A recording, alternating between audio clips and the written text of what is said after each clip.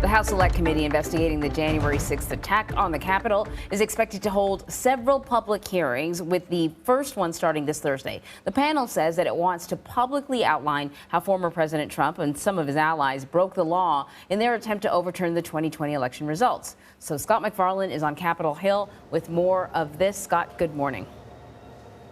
Hey, Anne-Marie, this committee has conducted nearly 1,000 interviews and collected 140,000 records. But this week, they're searching for something else, an audience for their work.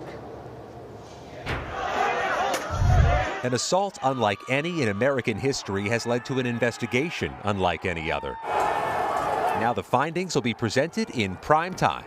The public hasn't seen it woven together, how one thing led to another, how one line of effort to overturn the election led to another. A special committee of 7 Democrats and 2 Republicans have held a series of high-profile interviews and depositions with key members of former President Trump's inner circle, members of his family, even accused rioters themselves, including those charged with conspiring to violently attack and others of conspiring to orchestrate the riots. In recent court filings, the committee has shown some of its cards, stating it has enough evidence to believe that Trump conspired to defraud the U.S. Congresswoman Liz Cheney, vice chair of the committee, spoke to it on CBS Sunday Morning. Was it a conspiracy?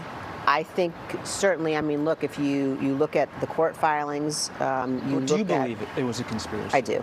Republicans have largely boycotted the panel after also blocking plans for an independent commission, including leader Kevin McCarthy, one of 5 House Republicans who also defied committee subpoenas seeking interviews about what Donald Trump knew and when.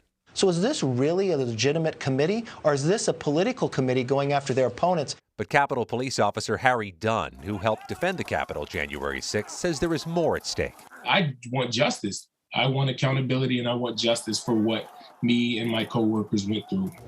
The big hurdle is capturing America's attention. That's the big hurdle for this committee. We know they have videotapes, they have live witnesses that they'll be rolling out at these hearings. And one committee member tells me they're going to keep investigating and continue interviewing even after the hearings begin. Vlad, Anne-Marie?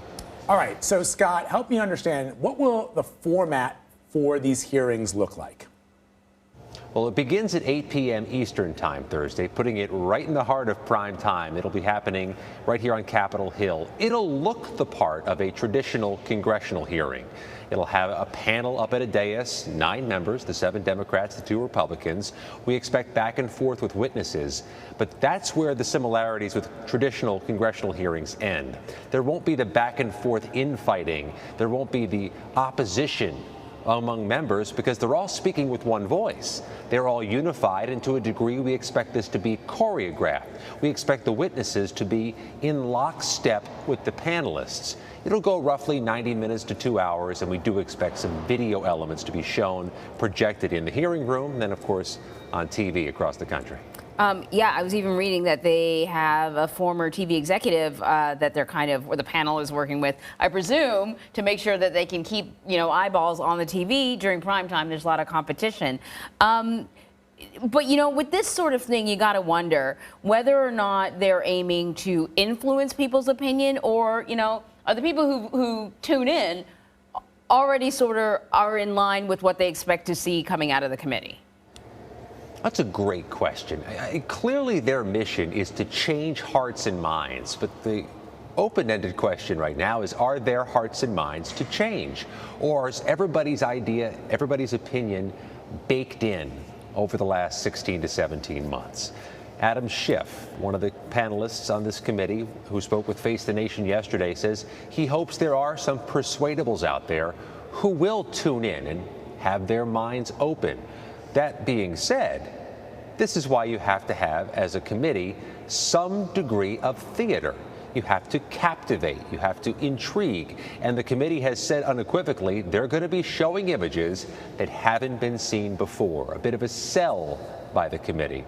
We'll see if they lean into that sell a little bit more later today with an official witness list for this first hearing on Thursday.